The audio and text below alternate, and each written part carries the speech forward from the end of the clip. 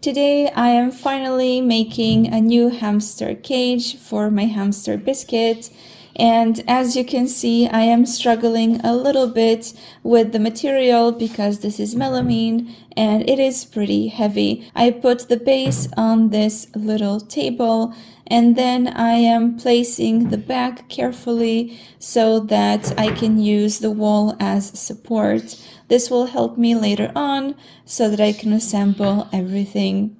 As you can see, this table is a little bit smaller than the cage, so that will be an additional challenge in assembling the cage. The reason I did not want to assemble it on the floor is that it's a little bit difficult to screw in the screws of the sides and the backs into the base when the place I need to screw is so close to the floor.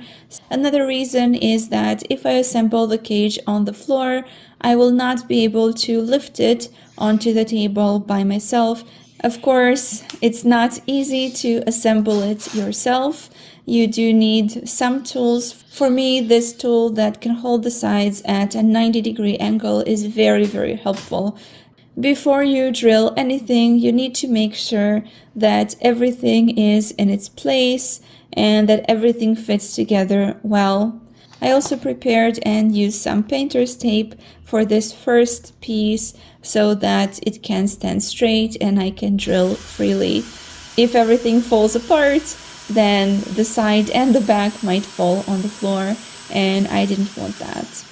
I drilled the holes with the thinner drill bit first, and also because I didn't want the screws to protrude, I drilled just a little bit with a thicker drill bit so that the screw heads would just be flush with the surface.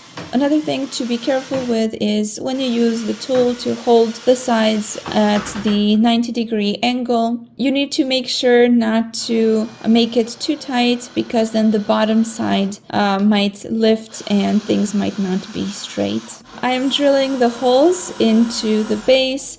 I want to drill everything, each piece into the base. So the sides will be drilled into the base and the back as well. And then the back will be drilled into the sides additionally. If you plan to recreate this project, remember to check if the screws you're using are long enough so that they can go through the side and then drive into the other piece. I had to put some rags under the legs of the table so that I can move it a little bit and I wouldn't scratch the floor. It was a huge challenge to assemble this by myself on a smaller table. Plus, I had to record and I had to make sure that you can actually see what I'm doing, which was super hard. Also, sometimes my camera went out of focus and that was an additional problem. I would say that this project is pretty easy. If you have help, it goes much faster, much smoother if someone can hold everything for you. For the front part, I had some leftover material from before, so I didn't order this material now. But unfortunately, these melamine boards were a little bit too long for this project, and I had to cut them down manually. Again, I am making sure that they are at a 90-degree angle, and that will help me hold the board and it will help me drill much easier. The first screw I am drilling here will go into the side, and then I will add another screw that will go into the base. So I want to make sure that everything is interconnected. For the top part, because I didn't want any visible screws, I decided to screw the pieces from the inside with this little metal thingy. I have no idea what it's called. So I attached them using this. I made sure to position it where I wanted it, then drilled a hole, and I screwed it in manually because there isn't much space here.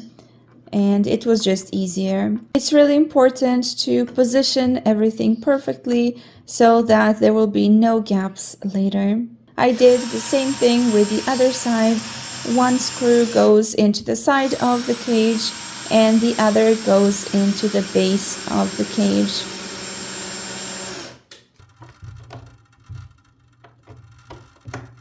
Then I added the glass. The glass is also really heavy. This is a 6mm glass, and the size I made them cut was 115 centimeters by 55 centimeters. Because the cage is 120 and the glass is 115, I had enough space so that the glass is not touching the metal parts that are connecting the front part. Then I took these metal thingies and I put a lot of glue on one side. This part will be touching the glass, so I put a lot of hot glue so that it would be soft and that it would hold the glass well.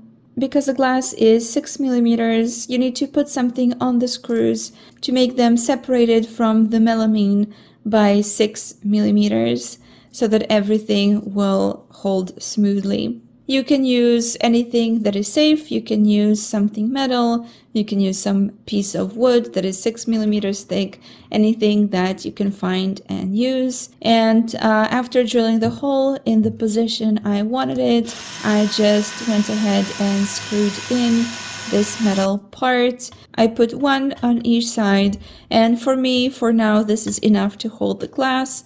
I might add another one near to the top in the future. But for now, this is good. It's pretty sturdy and firm.